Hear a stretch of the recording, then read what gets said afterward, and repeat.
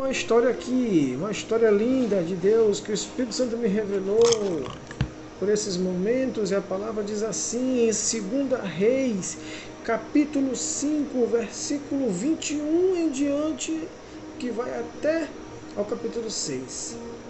E a palavra diz assim, só que para que venhamos entender melhor o que Deus está falando, havia um homem que era servo de Eliseu, esse homem se chamava Geazi. Alguns também chamam de Geazi. Não importa muito agora se é Geazi ou Geazi, é a mesma pessoa, mas Geazi. Esse homem ele estava dividido entre o mundo e Jesus. Ele não sabia se ele queria unção, ele não sabia se ele queria servir a Deus ou se ele queria servir o mundo.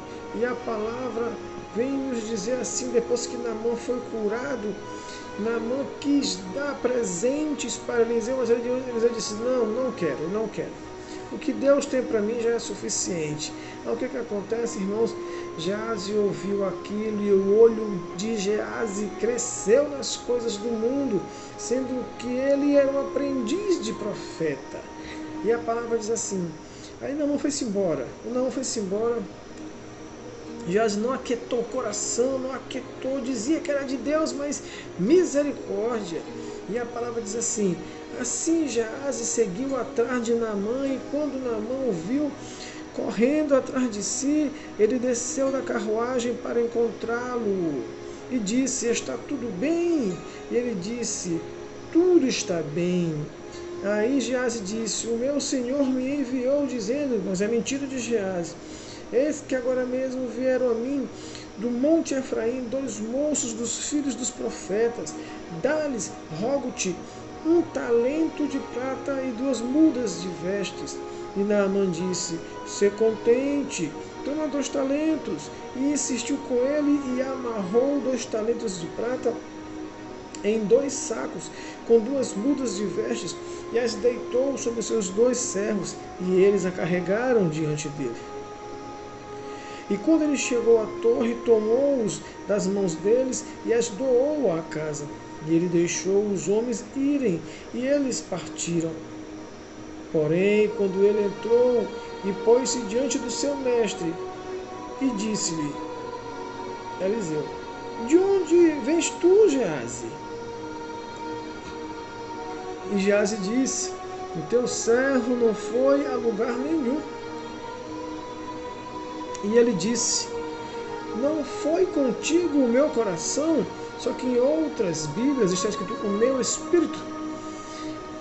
Quando o homem retornou da sua carruagem para te encontrar, é hora de se receber dinheiro, e receber vestes, e receber olivais e vinhas, e ovelhas e bois, e servos e criadas. Olha o tanto de coisa que Geazi pegou, usurpou. Eliseu não disse para ele ir. Portanto, disse Eliseu, a lepra de Naamã se pegará a ti, e a tua semente, a tua descendência, para sempre. E ele saiu da sua presença um leproso, tão branco como a neve. Que situação difícil para Geazi. Geazi, que aparentava querer ser um homem de Deus, mas o coração não saía do mundo. Geazi, ele queria aprender as coisas de Deus, na verdade acho que ele queria até as unções, queria ter unção. Ele estava de olho na unção.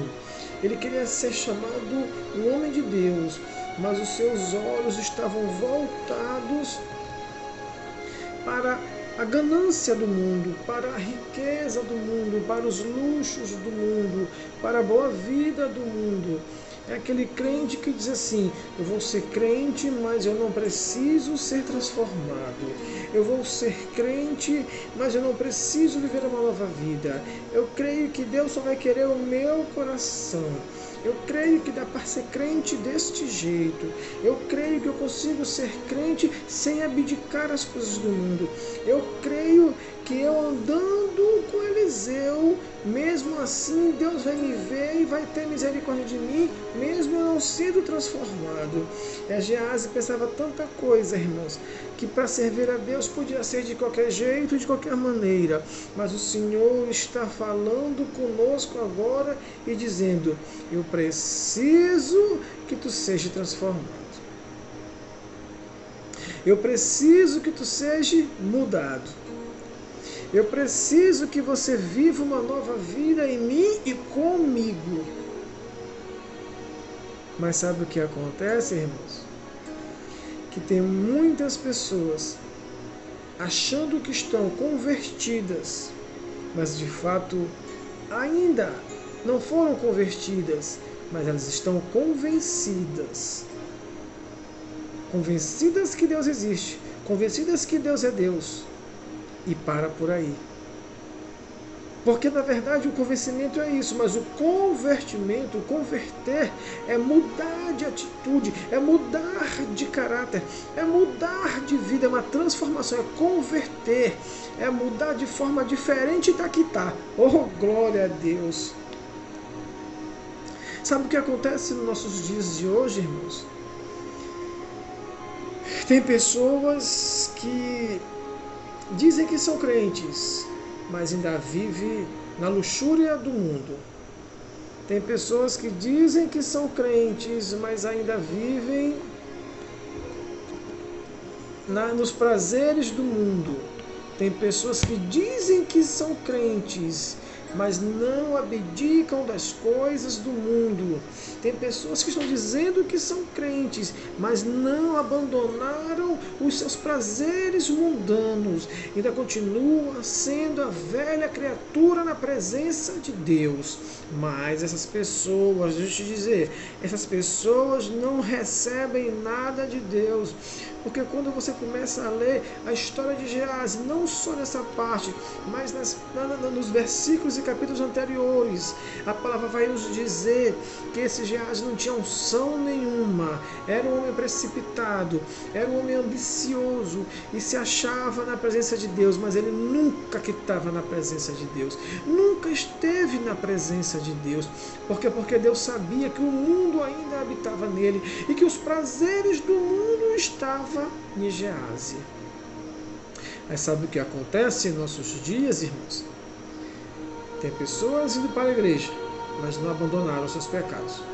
Tem pessoas indo para a igreja, mas não foram transformados, não se deixaram ser renovados em Cristo Jesus. Continua vivendo na igreja da mesma forma como vivia no mundo, nas suas vaidades, nos seus prazeres, nos seus deleites, nas suas iras, nas suas bocas sujas, e tudo enquanto segue esse mesmo rumo de situações maléficas, mas não muda, não se transforma, continua sendo uma pessoa agoniada, uma pessoa precipitada, uma pessoa que vive para o mundo e vive para Cristo. Mas Cristo está te dizendo essa noite: eu não divido os meus com ninguém.